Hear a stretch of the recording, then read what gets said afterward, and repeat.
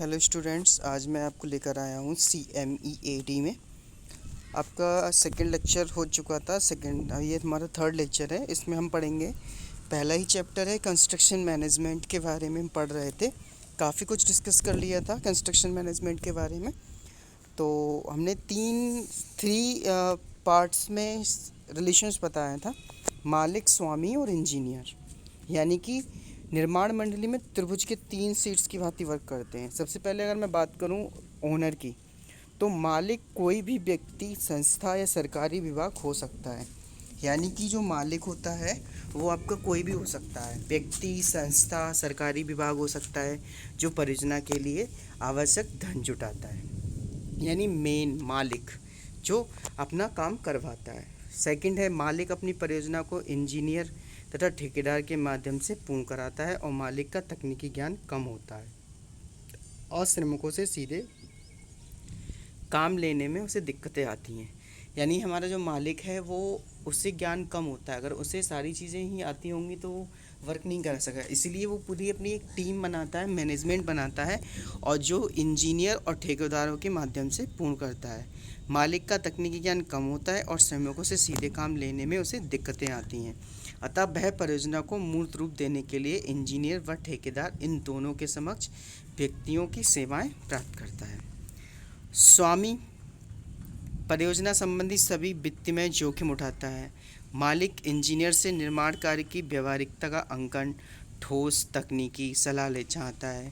ठेकेदार से एस्टीमेट के अनुसार निर्माण की संपूर्ति की मांग करता है। यानी कि जितनी भी निर्माण सामग्री है वो वह लेकर दिलाता है। मालिक परियोजना की कल्पना करता है, इसके लिए आवश्यक सूचनाएं, आंकड़े एकत्रित करता है और इंजीनियर को प्रेषित करता है। परियोजना के पूर्ण हो जाने पर मालिक इसका अपने हित के लिए उपयोग करता है। जैसे इंजीनियर वास्तुविद, इंजीनियर आर्किटेक्चर की अगर मैं बात करूं, तो इंजीनियर वास्तुविद एक व्यवसायी व्यक्ति है जो मालिक के प्रस्तावों को एक व्यवहारिक रूप यानी प्रैक्टिकली शेप देता है। ठीक है, यानी कि जो आर्किटेक्चर होते हैं वो हमारे नक्शा बनाते हैं और नक्शा बनाने के बाद में उसे प्रैक्टिकली शेप दे देते हैं और उसका कंस्ट्रक्शन इंजीनियर और मालिक के द्वारा कराया जाता है, यानी ओनर के द्वारा कराते हैं। सेकंड है, वह परियोजना से संबंधित अभिकल्पन, प्लान, एस्टीमेट तैयार करता है और विभिन्न कार्यों की निर्माण विशिष्टियाँ बनाता है। वह ठेका अनुबंध तैयार करता है, टेंडर आमंत्रित करता है और उपयुक्त व्यक्ति को कार्य का ठेका देता है। ठीक है, कार्य का ठेका देने के बाद में हमारा नेक्स्ट पॉइंट है।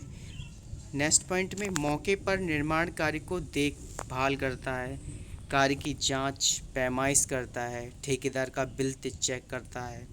अभियंता को सभी निर्माण सामग्री, उपकरणों, आधुनिक निर्माण तकनीकी, गुणवत्ता नियंत्रण इत्यादि की विस्तृत जानकारी होनी चाहिए, क्योंकि उत्तम तथा मितव्ययी निर्माण का श्रेय उसे ही जाता है। फोर्थ है, अभियंता मालिक के सलाहकार के रूप में भी कार्य करता है और निर्माण काल में उत्पन्न कठिनाइयों, समस्याओं को अपने तकनीकी ज्ञान तथा अनुभव से हल करता है।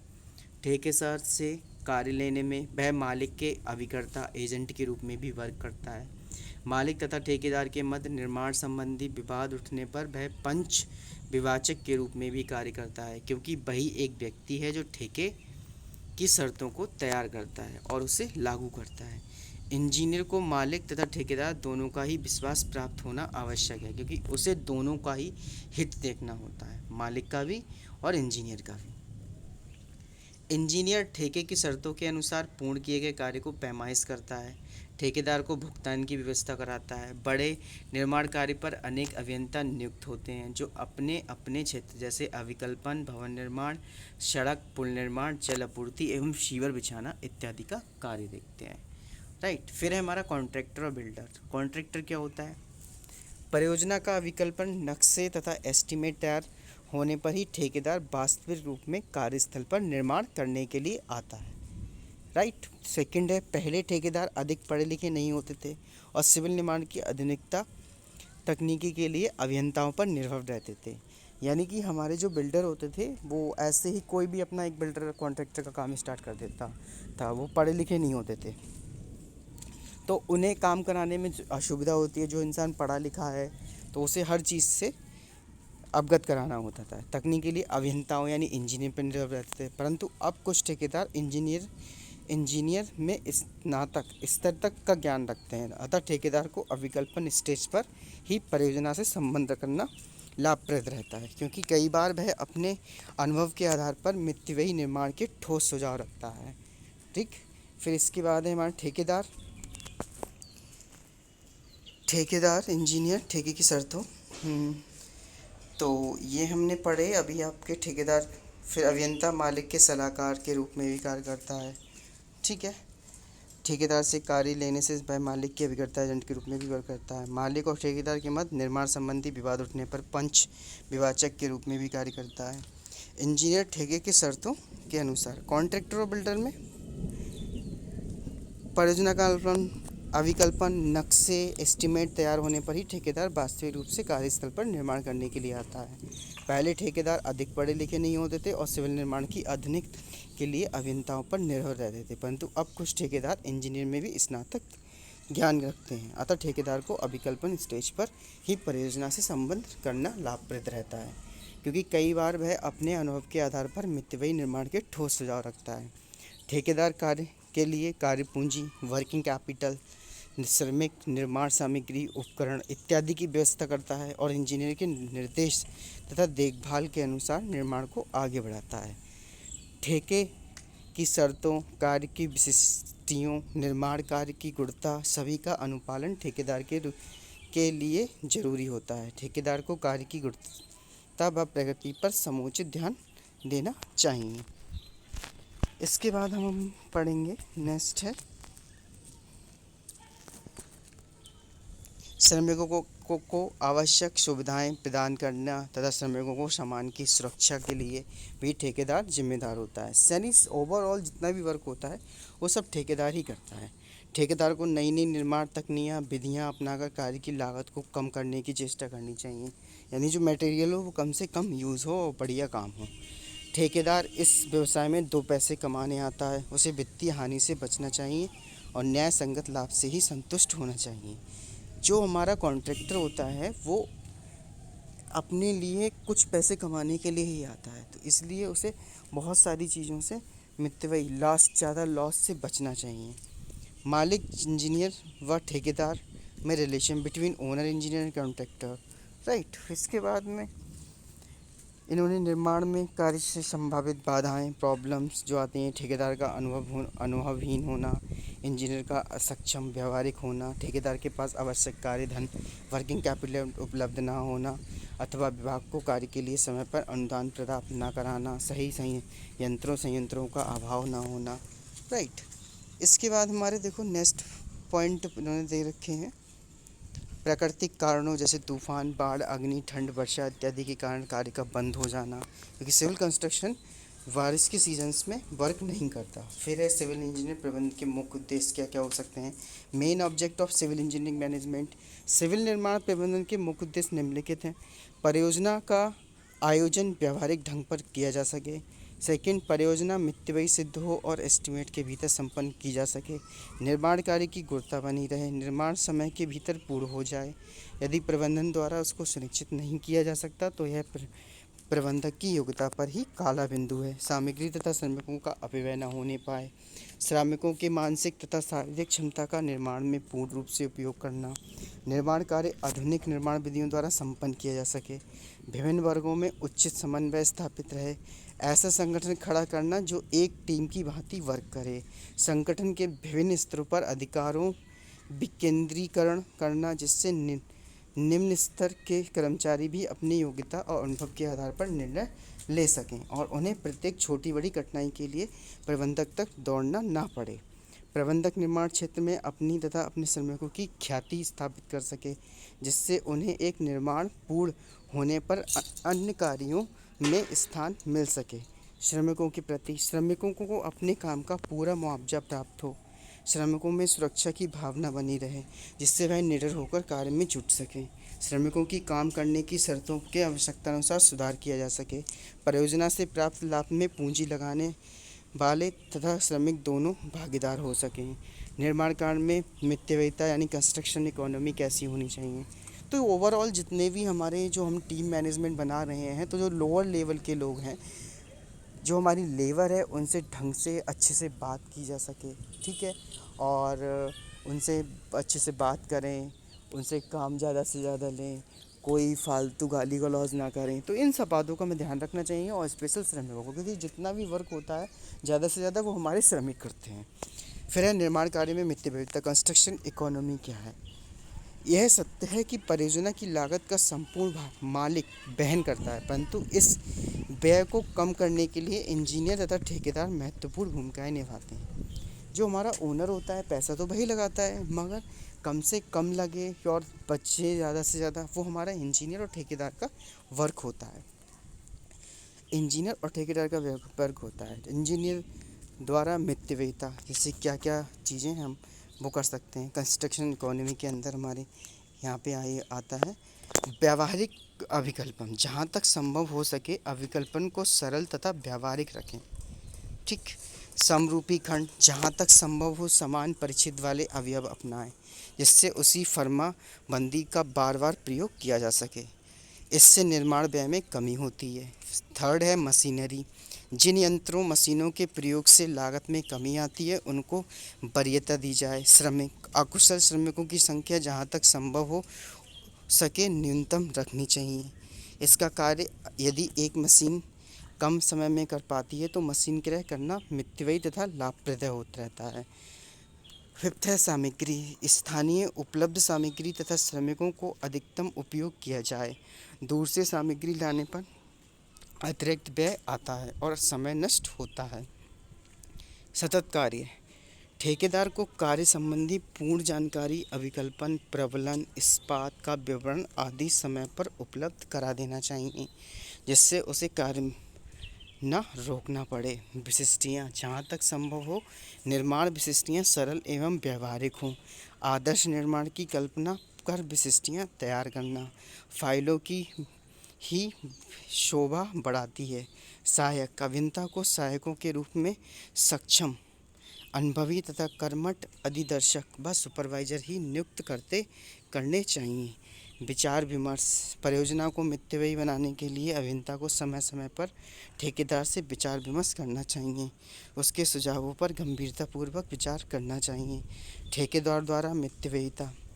आवश्यक सावधानी बरतते हुए जहां ठेकेदार परियोजना की लागत में कमी ला सकता है, वहां अपने लाभांश में भी बढ़ोतरी कर सकता है, परंतु लाभांश में बढ़ोतरी निर्माण कार्य की गुणवत्ता से संधि करके नहीं करना चाहिए।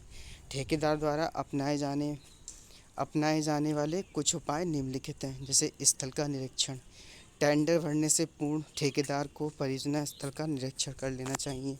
परियोजना की स्थल आकृति, भूविज्ञान, जलवायु, पहुंच मार्ग, सामग्री तथा श्रमिकों की उपलब्धता इत्यादि सभी बातों का निर्माण कार्य की लागत पर ही विशेष प्रभाव पड़ता है। उपकरण, ऐसे निर्माण उपकरणों को वरीयता दें जो सस्ते पड़ते हों और अधिक विश्वसनीय हों, ठीक है। इसके बाद है हमारा श्रमिक। श्रमिक क्या है? भली भांति परिशिक्षित तथा अनुभवी श्रमिकों को ही कार्य पर नियुक्त करें। सुरक्षा उपाय, निर्माण स्थल पर दुर्घटना को रोकने के लिए आवश्यक सुरक्षात्मक उपाय अपनाएं। दुर्घटना होने पर जहां ठेकेदार को मुआवजा देना पड़ता है, वहां निर्माण में भी विघ्न आता है, ठीक है, और श्रमिकों में भी भय उत्पन्न होता है। प्रोत्साहन, परिश्रमी तथा कर्तव्यपरायण श्रमिकों को प्रोत्साहन दें तथा बोनस की व्यवस्था करें। संचार व्यवस्था, यदि निर्माण कार्य काफ़ी बड़े क्षेत्र में फैला हुआ है, तो ठेकेदार को निजी संचार व्यवस्था अपनानी चाहिए, जिससे सभी कार्य को प्रभावी नियंत्रण रखा जा सके। निर्देश, आज्ञाएं सभी स्तरों तक शीघ्र पहुंचती हैं। लघु कार्य, ऐसे लघु परंतु विशिष्ट कार्यों को जिन्हें छोटे ठेकेदार, सब कॉन्ट्रैक्टर कम समय में उत्तम ढंग से काम कर सकें, ठीक है, कम समय में उत्तम ढंग से काम कर सकें। लघु कार्य, ठीक है। संपर्क क्या होता है? स्थल इंजीनियर से निरंतर संपर्क बनाए रखने के लिए उसमें आयोजन, कार्यप्रणाली, मितव्ययिता आदि पर चर्चा करता है, ठीक है। तो इन सभी चीज़ों का स्पेशल ध्यान रखना चाहिए। फिर है निर्माण प्रबंधन के प्रकार। फंक्शन ऑफ कंस्ट्रक्शन मैनेजमेंट, कौन कौन से फंक्शन होते हैं कंस्ट्रक्शन मैनेजमेंट के? तो निर्माण प्रबंधन का उद्देश्य परियोजना को उपलब्ध संसाधनों द्वारा न्यूनतम व्यय पर निर्धारित अवधि के भीतर संतोषजनक ढंग से पूर्ण करना है, जिसकी समस्त जिम्मेदारी इसके प्रबंधक पर ही आती है। जैसे कि अगर मैं बात करूं तो यहाँ पे बहुत सारे टर्म्स हैं। आयोजन, प्लानिंग। प्लानिंग क्या है? नियुक्तियाँ, संगठन, निर्देशन, अभिप्रेरण, नियंत्रण, समन्वय, संप्रेषण। अब इनको एक एक पॉइंट में हम डिस्कस करेंगे कि ये हैं क्या। आयोजन, प्लानिंग क्या है? क्या करना है, कब करना है, कैसे करना है, राइट। क्या करना है, कब करना है, कैसे करना है, आयोजन। प्लानिंग सबसे पहले देखते हैं। इसका निर्णय लेना आयोजन कहलाता है। किसी भी चीज़ को सोचना, सोच के उसकी प्लानिंग बनाना या एक फिगर अपने माइंड में जनरेट करना, that is called as planning. प्रबंधन का सबसे महत्वपूर्ण प्रकार है परियोजना का आयोजन।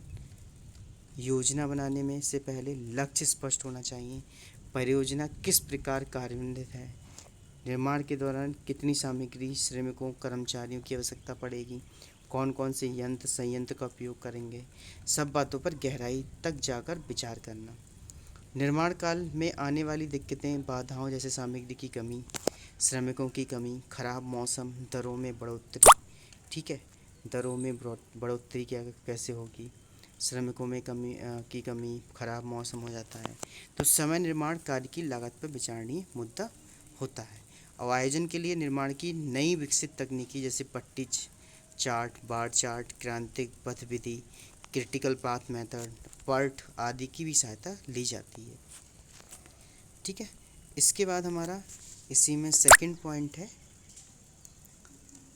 योजना का कार्य विशेषज्ञों द्वारा किया जाता है।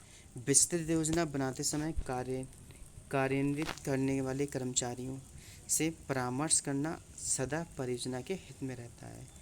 ठीक है, फिर है हमारा सेकंड, ऑर्गेनाइजेशन। किसी भी परियोजना को कार्यान्वित करने के लिए एक व्यवस्थित संगठन की आवश्यकता पड़ती है।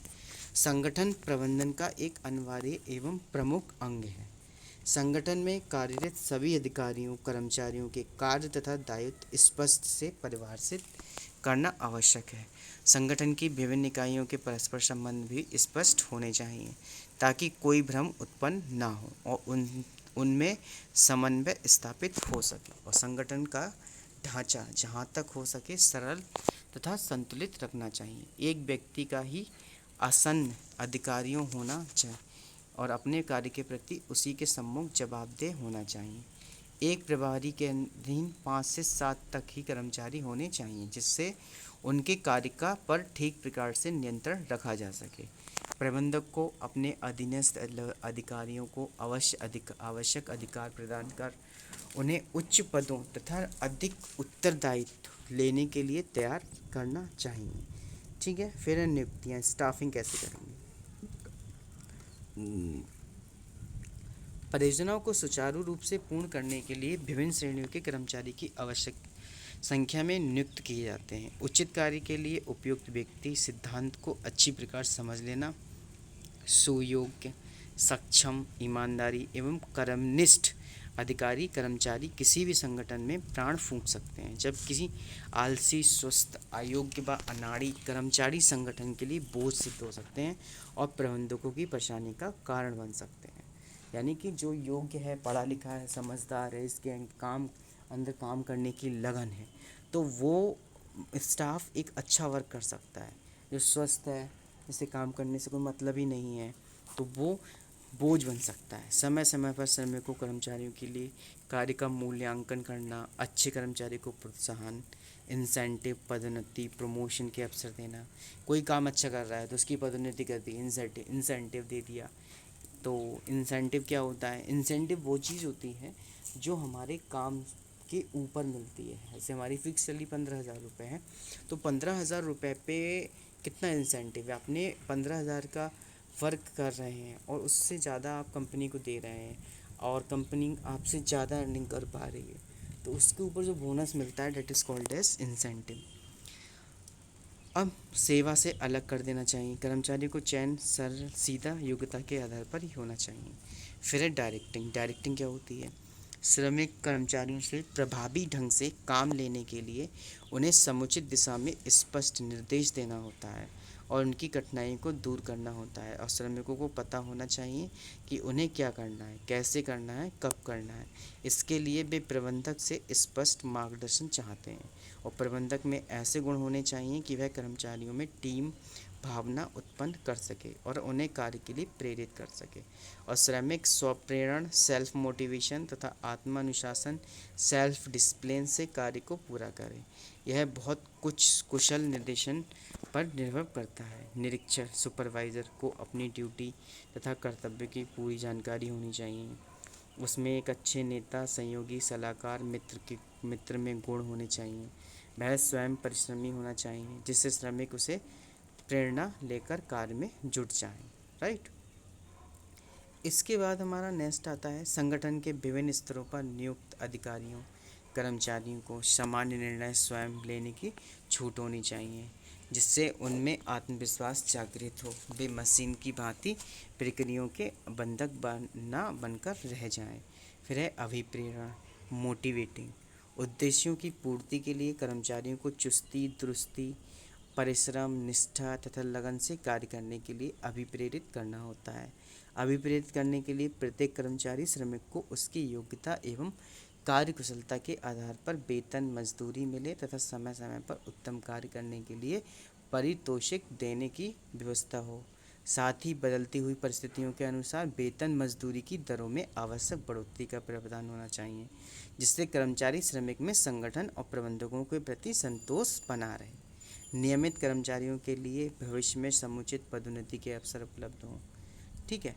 तो एलटीसी आदि का हकदार होना चाहिए। श्रमिक तभी लगन विश्वास उत्साह से कार्य करना पूरा योगदान देते हैं जब वह यह महसूस कर लेते हैं कि संगठन में उसका कोई भी अस्तित्व है और उसकी भी कोई आवाज़ है। जो कार्य वह कर रहा है उसकी संस्थान को नितांत आवश्यकता है और उसके द्वारा किए गए प्रयासों को प्रबंध जानकारी रखते हैं तथा कद्र करते हैं। फिर कंट्रोलिंग परियोजना को समयबद्ध कार्य के अनुसार आगे बढ़ाने के लिए निर्धारित समय पर पूर्ति बिंदु तक पहुंचाने के लिए इसकी सभी क्रियाओं पर प्रभावी नियंत्रण रखना अति आवश्यक है। यदि कार्य की प्रगति दर आयोजित दर से कम होती है तो प्रबंधक को यथा समय कार्यवाही करके इसमें सुधार लाना चाहिए। संतोषजनक प्रगति में बाधा उत्पन्न करने के लिए कारणों पर विशेष ध्यान देना चाहिए। उन्हें अतिशीघ्र दूर करना चाहिए। प्रभावी नियंत्रण से श्रमिकों मशीनों सामग्रियों तथा अन्य संसाधनों का समुचित प्रयोग होता है और कार्य की गुणवत्ता भी बनी रहती है। कर्मचारियों श्रमिकों के कार्य की प्रगति रिपोर्ट तथा आवश्यक आंकड़े समयबद्ध कार्य क्रम के अनुसार प्रबंधकों तक पहुंचाने चाहिए। उनका विश्लेषण करके सुधार के उपाय अपनाने चाहिए। निर्माण सामग्री की खपत पर प्रभावी नियंत्रण रखना चाहिए जिससे उनका अपव्यय न होने पाए। विभिन्न कार्यों पर समुचित नियंत्रण हो जिससे निर्माण की गुणवत्ता बनी रहे। फिर है समन्वय विभिन्न वर्गों के कार्य में एक लक्ष्यता स्थापित करना समन्वय कहलाता है। परियोजना को कार्यान्वित करने के लिए श्रमिकों तथा निरीक्षकों परीक्षकों तथा अधिकारियों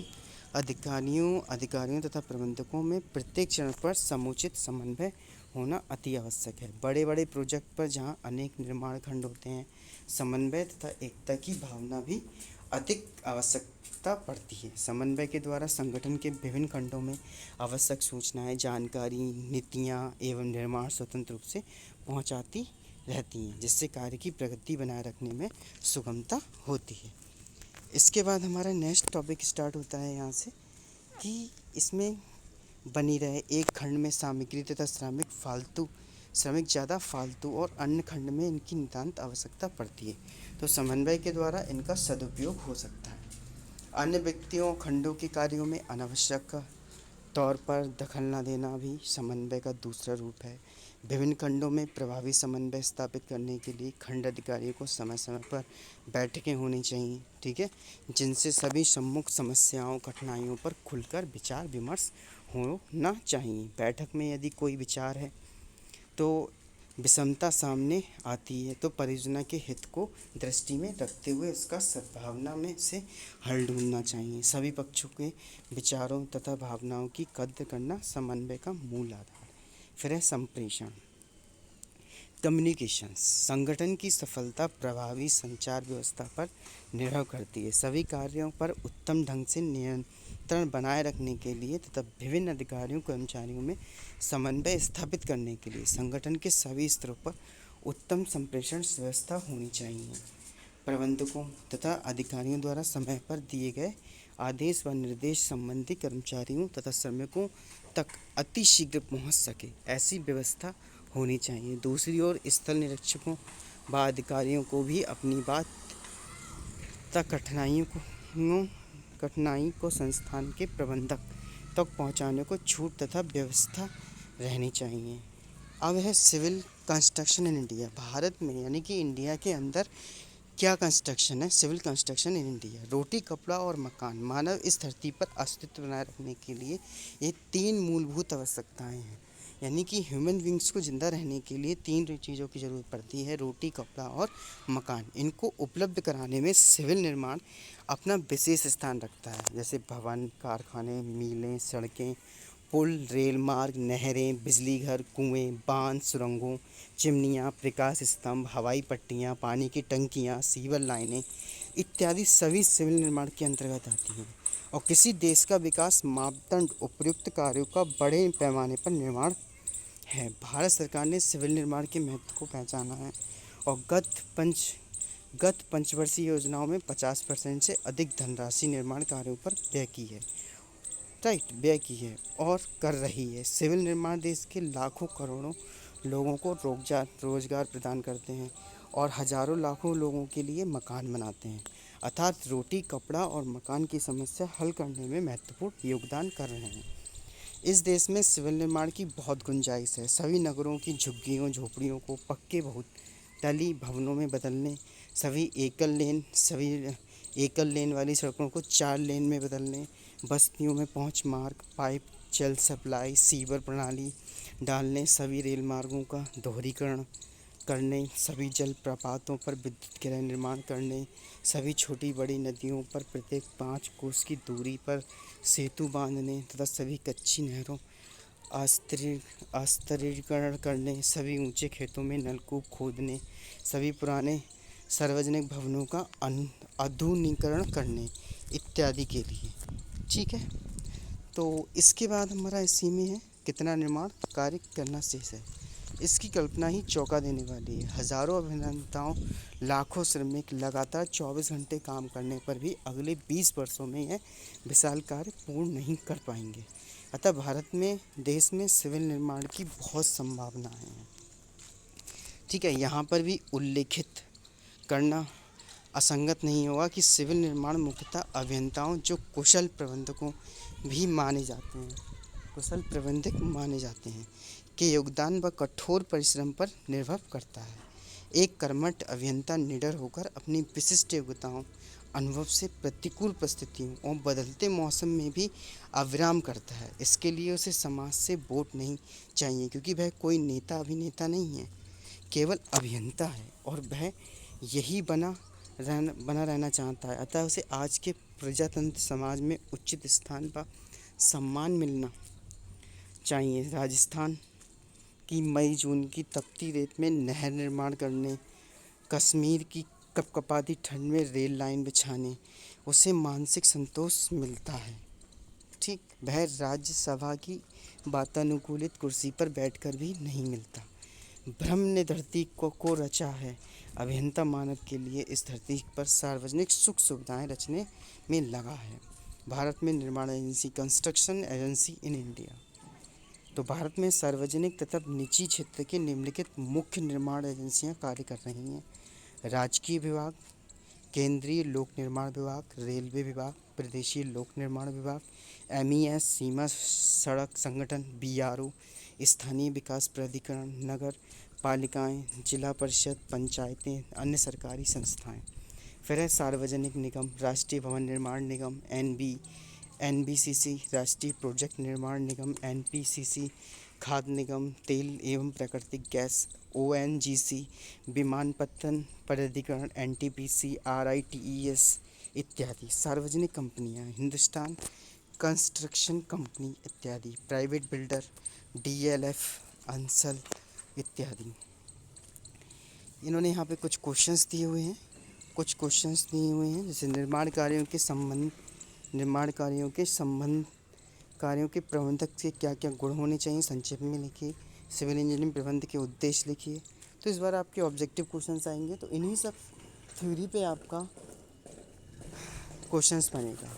क्वेश्चंस बन सकता है आपका जैसे relation between owner, engineer and ठेकेदार, मतलब किन के बीच संबंध क्या कहलाता है, तो इसी टाइप से क्वेश्चंस आएंगे। तो ये आपका पहला चैप्टर यहाँ पे फिनिश होता है तो तीसरी वीडियो पे।